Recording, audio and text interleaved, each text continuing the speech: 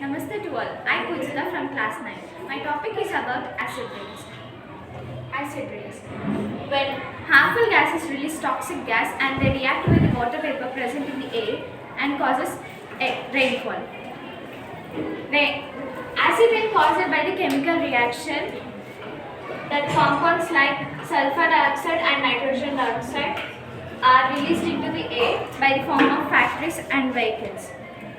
And acid rains are released tiny particles which humans inhale easily and causes many diseases like asthma, etc. And acid rains are polluting the land and polluting the atmosphere and decreasing the oxygen levels in the atmosphere. So we need to reduce air pollution.